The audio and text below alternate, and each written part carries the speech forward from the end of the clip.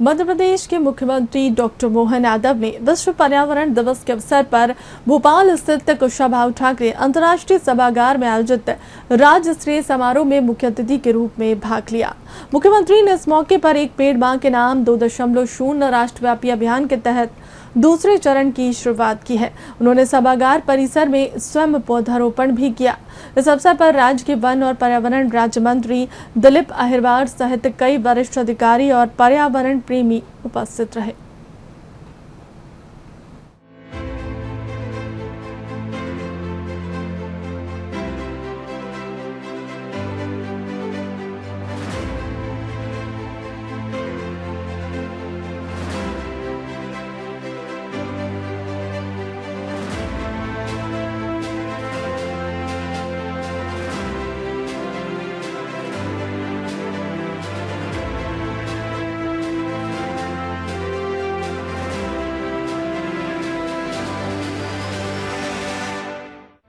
विश्व पर्यावरण दिवस के अवसर पर मुख्यमंत्री डॉक्टर मोहन यादव की अध्यक्षता में भोपाल के कुशाभाऊ ठाकरे अंतर्राष्ट्रीय सभागार में राज्य स्तरीय समारोह आयोजित किया गया था। इस भव्य कार्यक्रम में एक पेड़ मां के नाम 2.0 अभियान का शुभारंभ किया गया, जिसका मुख्य उद्देश्य पर्यावरण संरक्षण को बढ़ावा देना है। इस दौरान पर्यावरण और जल संरक्षण के क्षेत्र में उत्कृष्ट और उल्लेखनीय कार्य करने वाले व्यक्तियों, सामाजिक संगठनों, शैक्षणिक संस्थानों और औद्योगिक इकाइयों को वार्षिक पर्यावरण पुरस्कार देकर सम्मानित किया गया।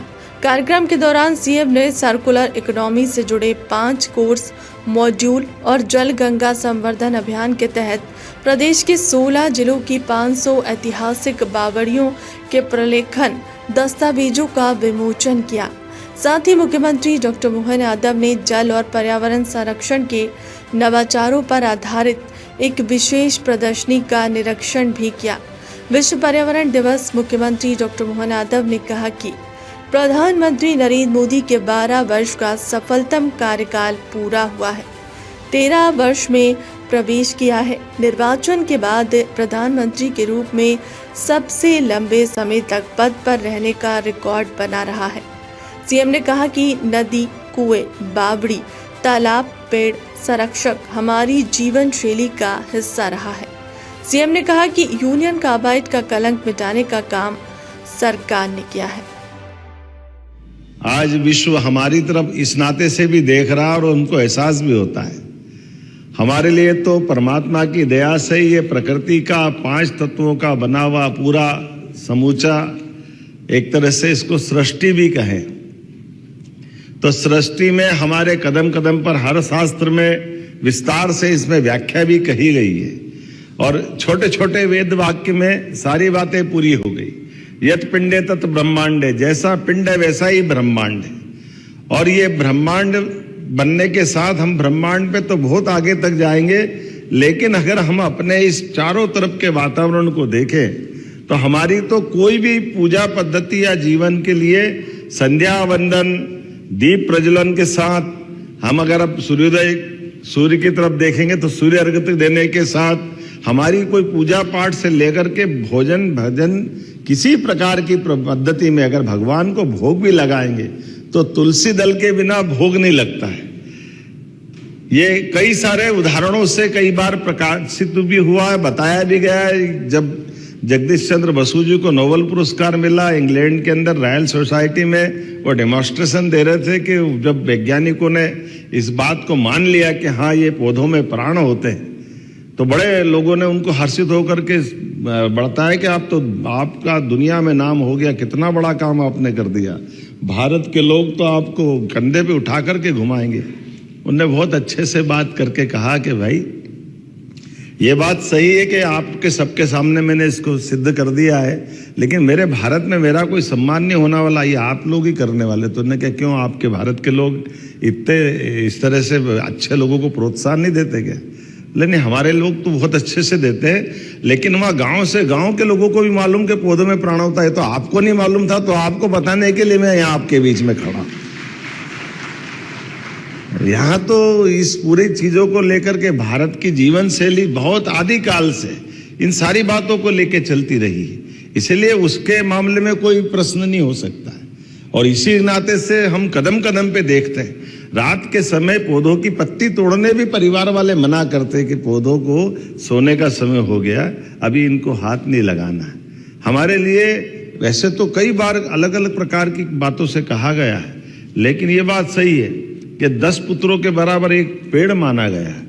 ये हमारे लिए तो कुएं, बावड़ी, नदी, तालाब प्राप्त जिस शासनकर्ता ने किया है, तो वो अपने जीवन के ऐसे उत्कृष्ट उदाहरणों में पर्यावरण के प्रति, जल, कई प्रकार के उदाहरण से अपनी एक बावड़ी बना करके कोई परिवार के बड़े जब जाते थे तो एक जनता के लिए, सामान्य जनता के लिए क्या कर सकते हैं। और जल की उपलब्धि और जल के आधार पर उसके बारे में पवित्रता का भाव हुई, लेकिन काल के प्रवाह में आधुनिक संसाधनों के बलबूते पर, प्रकार के उपभोग की संस्कृति के आधार पर कई प्रकार की चुनौतियां भी मिली।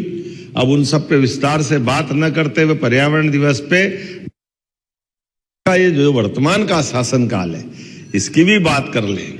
मुझे इस बात का गर्व है, आधुनिक समय के बाद के वो एकमात्र ऐसे प्रधानमंत्री हैं जिनने निर्वाचन के बाद सफलता निकालने वाले प्रधानमंत्री के नाते से उनका एक नया रिकॉर्ड बन रहा है, जिनने पंडित जवाहरलाल नेहरू भी तोड़ने के वो नजदीक पहुंच गए। 4 दिन बाद वो रिकॉर्ड टूट जाएगा जब वो अपने सतत प्रधानमंत्री निर्वाचन, आप मान के चलो कि 47 से लेके लागू नहीं हुआ और उसके माध्यम से चुनाव नहीं हुए, तब तक का निर्वाचन वो मनोनीत प्रकार का था। लेकिन विधिवत में देखें तो ये उनसे पूर्ववर्ती काल के 2 प्रधानमंत्रियों का समय माना जाता है, एक इंदिरा गांधी का और एक जवाहरलाल नेहरू के कार्यकाल में। जैसे निर्वाचन के बाद का टाइम पीरियड अगर 1964 तक का देखें तो उसमें प्रधानमंत्री जी आगे निकलेंगे। इसी प्रकार से इंदिरा गांधी जी का टेन्योर बीच में गैप होता है, वो नहीं है, लेकिन ये लगातार है। और प्रधानमंत्री और तो 9000 दिन का रिकॉर्ड तो असंभव है पूरे देश, तो क्या दुनिया में भी कोई ऐसा उनके समान का कोई व्यक्तित्व नहीं। अपने इस प्रकार के संसदीय जीवन की एक नई प्रकार की पारी खेली। 50 साल तक कोई चुनाव, कोई निर्वाचन की, कोई पंच नहीं, सरपंच नहीं, पार्षद नहीं, कुछ नहीं। और परमात्मा की कृपा, जब लड़े तब मुख्यमंत्री, एक बार लड़े तो मुख्यमंत्री। अब जैसा कोई व्यक्ति हो सकता है क्या? और जब लड़े तो प्रधानमंत्री, और प्रधानमंत्री भी ऐसे प्रधानमंत्री जिस के प्रधानमंत्री का पद उनको बैठने के बाद गौरवान्वित हुआ। ये हमारे लिए सौभाग्य की बात, जिनके बनने के प्रकार के हैं, जो परमात्मा ने उनको यश दिया है। यशस्वी प्रधानमंत्री एक और हमारे पूर्ववर्ती भारत रत्न अटल बिहारी वाजपेयी भी हुए, जिन्हें लोग में मध्य प्रदेश को विशेष रूप से गौरवान्वित किया, क्योंकि वो मध्य प्रदेश से आते थे।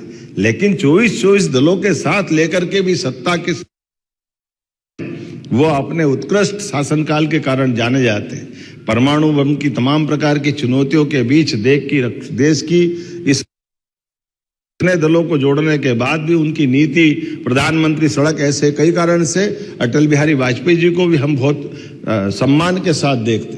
लेकिन नरेंद्र मोदी जब एक तरह से कई प्रकार के दलों के बिना, गठबंधन की सरकार के बिना 30 साल तक हर एक गठबंधन के कारण से सत्ता के संचालन में कितनी कठिनाई होती, लेकिन देश का इतना बड़ा पद का ऊपर बैठे हुए व्यक्ति को हम प्रकार की चुनौती होती। लेकिन ये एकमात्र प्रधानमंत्री हैं जिनने बनने के पहले कहा कि इस देश में शासन की व्यवस्था सरकार होना चाहिए, और मुझे गर्व है उनने घोषणा की और 2014 में पूर्ण बहुमत की सरकार, हमने नए प्रकार का नया माहौल देखा। और काम करने के लिए भी देश के अंदर भी, देश के बाहर भी, देश के अंदर सुशासन की मिसाल, विरासत से विकास की ओर बढ़ने के संकल्प, और देश के दुश्मनों से उनके घर में घुस के मारने का रिकॉर्ड भी हमारे लिए सौभाग्य की बात है। उनके बलबूते पर देश भर से आतंकवाद समाप्त हुआ, देश भर से नक्सलवाद समाप्त हुआ। मानव के साथ योग्य प्रकार की प्रतिभाओं को दुनिया के अंदर अपने अलग से जितने प्रकार की उनकी क्षमता योग्यता है सबको रिकॉर्ड बनाने, खिलाड़ी हो चाहे वैज्ञानिक हो, हर क्षेत्र में आगे बढ़ते देखा। और कोई कारण से अगर वैज्ञानिक अपनी प्रतिभा के बलबूते पर कोई नवा और कोई कारण से असफल हो जाए तो छाती से लग कर के देखने का उदाहरण भी देश के प्रधानमंत्री के साथ मोदी जी के माध्यम से हमने देखा की बात है।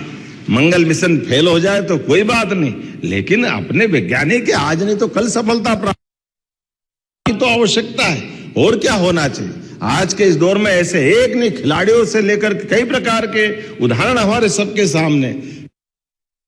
हमको लगता है कि ये खेल के इस मौके पे आकर के खिलाड़ियों का क्या होगा, लेकिन खिलाड़ी तो खिलाड़ी होता, आज नहीं तो ऐसे ही तो प्रोत्साहन पाते। ऐसे समय में जब आज का समय अल नीनो से लेकर कई प्रकार की चुनौतियों के बीच में आगे जा रहा है, तमाम प्रकार की वैश्विक सामने के बदलते दौर में ये युद्धों के परिणाम आगे क्या होंगे, हमारे लिए जिस प्रकार की चुनौतियां आ रही, ऐसी चुनौतियों में यशस्वी प्रधान, मुझे गर्व है पेट्रोल डीजल से लेकर सब मामलों में दुनिया भर में कहां से कहां क्या हालत हो रही, लेकिन हमारा दीर्घ मामलों का मुकाबला करने के लिए वर्षों पहले से हमारे लिए अपनी ये तमाम प्रकार की पेट्रोल के शुद्धिकरण की रचना निकला कि इतने बदलते माहौल में भी हमारे इतने बड़े देश में कोई हाहाकार नहीं हुआ, हम उससे निपटने में सक्षम हुए और उसी समरूप उसी प्रकार से काम किया। इसी भोपाल की अगर बात करें, 40 साल पुराना यूनियन कार्बाइड का पर्यावरण के प्रति खिलवाड़ का सबसे बड़ा उदाहरण सामने बना। जब हजारों लोगों की मौतें हुई, कांग्रेस जवाब दे उस बात का। कांग्रेस के लोगों ने उस समय के उस घटनाक्रम के महत्वपूर्ण जिम्मेदारों पे से डरे, बल्कि उनको प्लेन उपलब्ध कराकर भगाने का दुर्भाग्यपूर्ण तरीके से कहना पड़ेगा। इस प्रदेश की जनता जवाबदार है, उनको बचाकर भगाने का काम तत्कालीन शासनकर्ताओं ने किया है। मुझे इस बात का गर्व है, हमने वो कलंक मिटाने का भी, वो कचरा जलाने का भी काम किया, जिसके कारण से यूनियन कार्बाइड का वो अतीत का काला पृष्ठ हमने अलग करने का प्रयास। हाँ, ये गलती थी अतीत के काल की, लेकिन भोपाल से वो कलंक समाप्त होना चाहिए, मध्य प्रदेश से वो कलंक धुलना चाहिए। इसलिए हमने में लिया और लिए गए सुप्रीम कोर्ट और हाई कोर्ट के निर्णय को परिपालन कराने के लिए हमारी सरकार ने अपनी प्रयास किया। उसी के बलबूते पर आज हम उस पर्यावरण दिवस पे यूनियन कार्बाइड के स्थान को भी अपने उस कल के स्थल भी और यहाँ के जनप्रतिनिधियों के, यहाँ के विद्वानों के साथ मिलकर के भविष्य में उसका किस प्रकार से क्या करना चाहिए, लेकिन अतीत नहीं जाए, इसलिए उसका प्रबंधन करने का भी निर्णय हमारी सरकार के माध्यम से हुआ है। मैं आपके माध्यम से ग्रीन एनर्जी की बात का भी, अगर में जिस प्रकार का समय चल रहा है, आज के समय में मध्य प्रदेश के अंदर जितनी तेज गति से क्लीन एनर्जी, क्लीन 65 में गीगावाट सौर ऊर्जा, जिसमें पवन, बायोमास और जल विद्युत, वो कई प्रकार हमने इसमें काफी तेजी से काम किया। और ये ग्रीन सिटी, ग्रीन जोन्स, कई प्रकार के सांची, खजुराहो में पायलट प्रोजेक्ट इसमें चल रहा है। तो वन्य जीवा, वन्य संपदा के लिए भी जाना जाता है। अब तो हमको अच्छा लगता है कि जब टाइगर से लेके लेपर्ड तक और चीता से लेके घड़ियाल तक हर एक को 2 साल बाद हमारे पास जंगली भैंसे भी आ रहे और हाथी ऐसे आए कि जाने का नाम नहीं ले रहे। ये बदलते दौर का मध्य प्रदेश है, ये आनंद आता है। आसपास बाघ भी आकर के अपने जिंदगी के अच्छे दिनों की तरह से हमारे साथ सह अस्तित्व के भावनाओं के बलबूते पर अपने ऊपर। अब तो हमारे लिए सौभाग्य की बात, मध्य प्रदेश देश भर में सर्वाधिक अच्छी संख्या में अपनी इस संपदा के साथ सह अस्तित्व के भावनाओं के उत्कृष्ट उदाहरण प्रस्तुत कर रहा है। ऐसे एक नहीं, मैं बहुत सारी बात बता सकता हूं। वन, जैव संपदा, खनिज संपदा, हर क्षेत्र में मध्य प्रदेश की अपनी परमात्मा ने भी विशेष कृपा भी की है और हमारे सबके माध्यम से भी लगातार आगे बढ़ रहा है। और ये तो हमारी सनातन संस्कृति की विशेषता भी, जल के अंदर जहर का विरोध तो भगवान कृष्ण ने मथुरा में करके दिखाया। जब कालिया की फन पे नाचते हुए उनने अपनी मधुर मुस्कान के माध्यम से ऐसी जहर संस्कृति के लड़ने का संकल्प प्रतिपादित करके दिखाया है। ये हमारी सनातन संस्कृति की उस समय की प्रतिबद्धता भी है कि हाँ, इस वायु पर ये सभी 5 तत्वों पर सबका समान अधिकार है, कोई एकाधिकार नहीं रख सकता है। उस एकाधिकार के खिलाफ को जो प्रकटीकरण का काम उन्होंने किया है, मैं आज के इस अवसर पर पुनः आप सबको बधाई देना चाहता हूं और उम्मीद करता हूं कि इस अवसर पर यहाँ के सभी प्रबुद्ध पर्यावरणविद, प्रकृति चिंतक हृदय में अपने इस पवित्र भाव को धारण करते हुए इस दिवस कुशल नेतृत्व को भी याद करेंगे और अपने अपने तय भूमिका अदा करेंगे। मेरी अपनी ओर से आप सबको बधाई, बहुत बहुत धन्यवाद।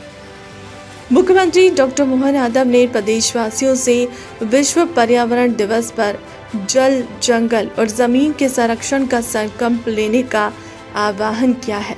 मुख्यमंत्री ने कहा कि पेड़ पौधों, नदियों, पर्वत और वन्य जीवों हमारे जीवन के आधार है। भारतीय परंपरा ने हमें प्रकृति के साथ रहने का मार्ग दिखाया है। स्वच्छ और हरित पर्यावरण के लिए पेड़ लगाएं, प्रकृति के अनुकूल जीवन शैली अपनाएं और इसके प्रति लोगों को भी जागरूक करें। विश्व पर्यावरण दिवस की प्रदेशवासियों को, देशवासियों को मेरी अपनी ओर से बधाई। यशस्वी प्रधानमंत्री श्रीमान नरेंद्र मोदी जी का भी 5 जून से लगा 21 जून तक का ये जो पखवाड़ा मनाने का एक बड़ा अभियान प्रारंभ हुआ है, ये उनके सफलतम 12 वर्ष के शासनकाल के बलबूते पर जन कल्याणकारी सभी योजनाओं को धरातल पर उतारते हुए लोकतंत्र को गौरवान्वित करने का जो निर्णय है, और ऐसे में पर्यावरण के प्रति भी तो उनकी प्रतिबद्धता मध्य प्रदेश में और ज़्यादा उल्लेखनीय है। हम सबको मालूम है कि चीता प्रोजेक्ट की शुरुआत भी अगर शुरुआत करने में माननीय प्रधानमंत्री का आशीर्वाद सफल हुआ है, उसके बलबूते पर उस समय के छोड़े गए चीते धीरे धीरे करके विश्व के सामने एक आदर्श रूप में, एक तरह से एशिया महाद्वीप पर पुनर्बसाहट का एक उत्कृष्ट उदाहरण बनकर के निकल के आए। ऐसे एक नहीं, सभी क्षेत्रों में आर्थिक रूप से लगा करके हर क्षेत्र के लोगों के लिए, किसान, महिला, युवा, गरीब, हर वर्ग के कल्याण के लिए जिस प्रकार से माननीय प्रधानमंत्री के माध्यम से उनके काम चल रहे हैं, मैं उनके दीर्घायु होने की कामना करता हूँ। सफलता शासन के 12 वर्ष पूरे करते हुए आगामी शासनकाल के सहित 2029 में वो पुनः अपनी इसी प्रकार की सत्ता संचालन की सुविधाओं के साथ देश की सेवा करते रहे, ये मैं कामना करता हूँ। बाबा महाकाल निश्चित रूप से उनको सफल करेंगे और भारत के लिए सौभाग्य की बात होगी। उनके माध्यम से हमारी सरकार भी यूनियन कार्बाइड जैसे एक बहुत 40 साल पुराना एक कठिन और कई प्रकार का काला प्रश्न भोपाल और मध्य प्रदेश की सरकार के लिए था, जब पर्यावरण को चुनौती देते हुए एक कारखाने को संचालन करने दिया गया। संचालन करने के बाद हुए परिणाम के बलबूते हजारों लोग मारे गए, लेकिन उस काल में न तो कारखाने वाले को, न कारखाने से जवाबदार लोगों को कोई दंडित किया गया। हजारों लोग काल कवलित हो गए, कई लोग अपाहिज हुए, कई प्रकार के कष्ट लोग सहन करते हुए गैस पीड़ितों के नाम से जाने गए। हमारी सरकार ने उस मुद्दे को गंभीरता से लेते हुए यूनियन कार्बाइड स्थल को स्मारक के साथ कई प्रकार से भोपाल के विकास में उसका योगदान देने के साथ उस काल के उस कचरे को जलाने का माननीय न्यायालय के निर्णय का पालन करने का भी एक उत्कृष्ट कार्य किया, जो सरकार के सुशासन के सिद्धांतों में हमारी पर्यावरण के प्रति प्रतिबद्धता भी आती है। काल के उस गलती के कारण से भविष्य में ऐसी गलती न हो, इसके प्रबंधन भी हम कर रहे हैं, लेकिन हमारी वन्य संपदा, जैव संपदा, खनिज संपदा और पर्यावरण हितैषी नीतियों के कारण से देश भर में मध्य प्रदेश की एक अलग पहचान बन रही है। हमारा पर्यटन का क्षेत्र लोगों को रोजगार दिलाने में काम कर रहा है और ऐसे कई कामों को लेकर के मध्य प्रदेश सरकार इस समूचे पखवाड़े को भी मना रही है। लेकिन आज तो पर्यावरण दिवस है, मेरी अपनी ओर से पर्यावरण प्रेमियों को, प्रकृति प्रेमियों को, सभी को बहुत बहुत बधाई।